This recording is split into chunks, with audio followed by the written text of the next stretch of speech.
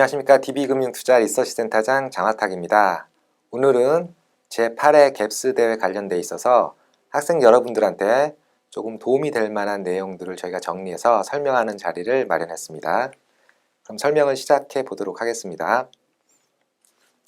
갭스 대회 철학은 그래도 학생 여러분들이 알고서 대회에 참여하는 게 맞는 것 같습니다. 갭스 대회 철학은 크게 두 가지고요. 첫 번째는 글로벌 투자를 학생들이 조금 몸에 익혀보자. 두 번째는 건전한 투자를 몸에 익혀보자. 그래서 글로벌, 건전한 투자 두 가지를 통해서 우리나라 금융산업에 좀 발전을 해보자라는 목적하에서 갭스 대회가 출범이 됐습니다. 갭스 대회 역사를 조금 살펴보면요. 벌써 8년이 됐죠. 8회차가 됐습니다. 그리고 1회차 대비 2회차, 2회차 대비 3회차, 8회차까지 한 해도 빠짐없이 참석 인원이 계속해서 느는 모습을 보였고요. 좀 의미가 있는 것은 신청하는 사람보다는 실제로 대회에 참석하는 사람이 얼마인가가 훨씬 중요하거든요. 근데 실제로 대회에 참석하는 사람들이 1,500명 이상 되면서 매년 늘어나는 모습을 보이고 있다는 것은 학생들이 갭스 대회를 통해서 얻는 것들이 있구나라는 입소문이 나고 있다는 저희가 생각을 하고 있습니다. 네, 그리고 갭스 대회 규칙을 한번 살펴보도록 하겠습니다. 네, 투자 대회 일정은 여러분 다 알고 계시죠? 5월 달부터 접수가 시작이 되지만 실질적으로 예선은 6월 달부터 그리고 본선, 결선까지 6개월에 걸쳐서 굉장히 오랜 기간 동안 3개월 예선, 2개월 본선, 11월 달에 결선이 진행되는 일정이 있습니다. 심사 기준인데요. 이제 결선에 올라가신 분들 중에서 프레젠테이션을 통해서 우수자들을 선정을 하거든요. 그럴 때 저희가 투자계획서, 운영보고서, 프레젠테이션의 자료와 발표 내용을 통해서 선정을 합니다. 학생 여러분들이 조금 대회 기간에 중요하게 보실 거는 투자계획서가 월간 운영보고서가 마지막 점수에 포함이 되기 때문에 성심을 다해서 매달 작성을 하실 필요가 있다라는 말씀을 드립니다. 항상 평가가 공정한가에 대한 저희가 주의를 기울이거든요. 모든 평가는 애널리스트들이 하고요. 그리고 애널리스트들이 점수를 좀 잘 줄 수도 있고 안 줄 수도 있는 개인별의 편차가 있거든요. 다면 평가를 통해서 이러한 개인의 편차들을 조정을 하면서 공정성을 저희가 유지를 합니다. 작년도 시장 상황을 좀 설명을 하면서 여러분들에게 도움이 될 만한 얘기를 좀 해볼게요. 과연 결선에 오시는 분들은 어느 정도의 수익률일까요? 궁금하시죠? 작년도에 5위의 수익률이 4.7% 정도 됐었고요. 20등의 수익률이 3.76% 정도 됐습니다. 근데 말씀드리고 싶은 거는 이 숫자에 너무 집착할 필요는 없어 보여요. 매년 시장 상황에 따라서 수익률의 절대치는 당연히 변동이 있을 수밖에 없고요. 오히려 상대적으로 시장 대비 얼마나 더 성과를 냈느냐 없느냐가 중요하다라고 보시면 될 것 같습니다. 작년도 이 정도의 성과가 나왔던 배경들이라든지 운용하는 스킬들을 저희가 정리는 해놨는데 사실 말씀드리고 싶은 건 이거예요. 작년에 아니면 재작년에 우승한 팀이 올해 갭스 대회에 출전을 했다. 똑같은 전략을 썼다. 우승할까요? 그렇지 않을 것 같아요. 시장은 매년 새로운 모습으로 새로운 전략과 새로운 공부를 원합니다. 그래서 저희가 이번 대회를 통해서 여러분들한테 꼭 말씀드리고 싶은 거는 시장을 통해서 배움의 시간을 가져라.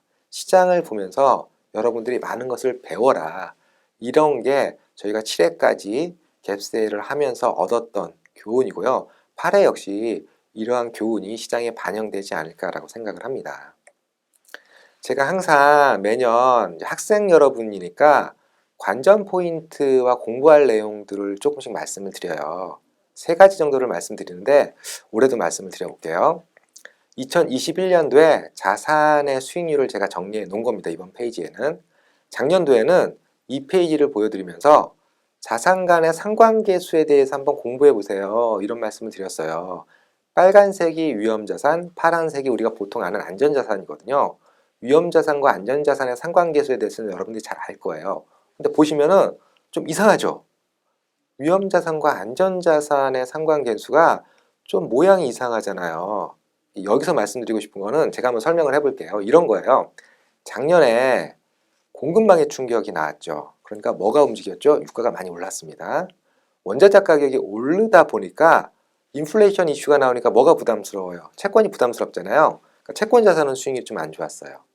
그리고 미국이 금리 인상 얘기가 나오니까 달러가 강세가 됐어요.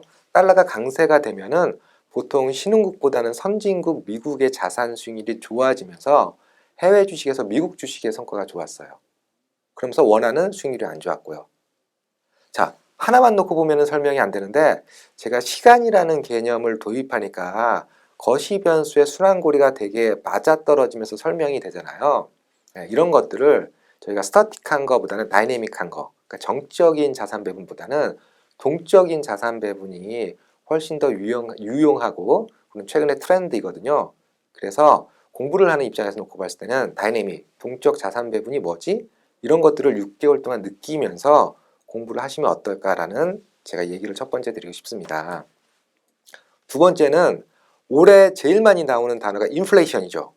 여러분, 인플레이션은 자산에 어떤 영향을 미칠까요? 그거를 한번 깊이 있게 생각해 보세요.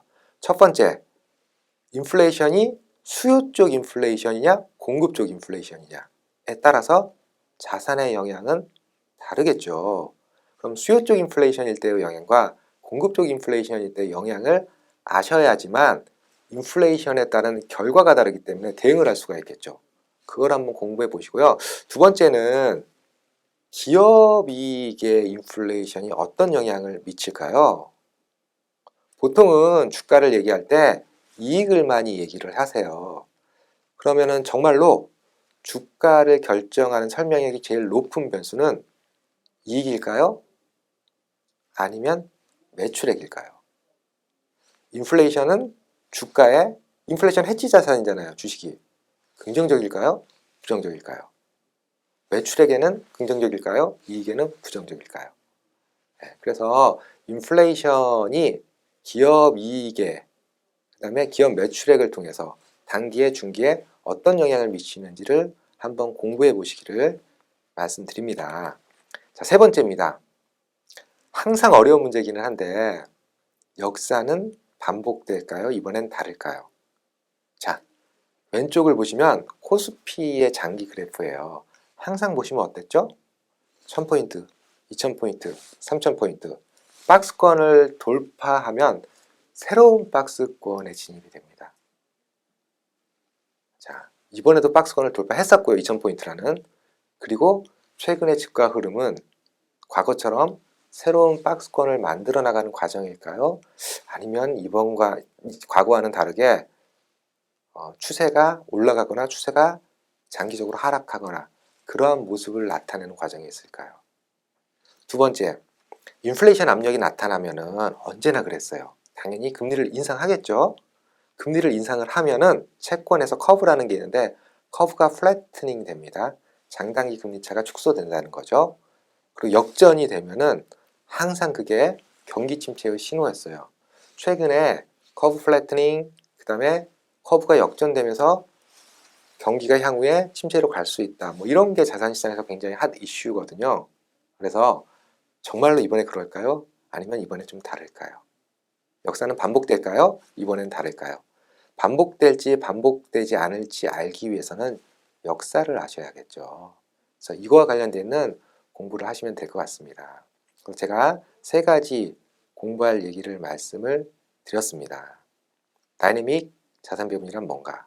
인플레이션이 과연 자산시장과 기업 이익에는 어떤 영향을 미치는가? 마지막으로 역사는 반복되는가? 그렇지 않는가? 이거를 6개월 동안 여러분들이 갭스데이를 보면서 관전 포인트로 보시면 실질적으로 얻어가는 게 더 많지 않을까라고 생각을 합니다. 자, 마지막 얘기입니다. 6개월이란 시간이 짧으면 짧고 길다면 깁니다. 어떤 마음가짐으로 이 대회에 참여하느냐에 따라서 6개월이 지나도 하나도 못 얻어가시는 분들이 있을 거고 6개월 후에 캐피탈 마켓을 보는 관점이 아예 바뀌어 있는 분도 있을 겁니다. 여러분 많이 배우시고 그리고 성장하시기를 바랍니다. 이상으로 설명을 마치도록 하겠습니다. 감사합니다.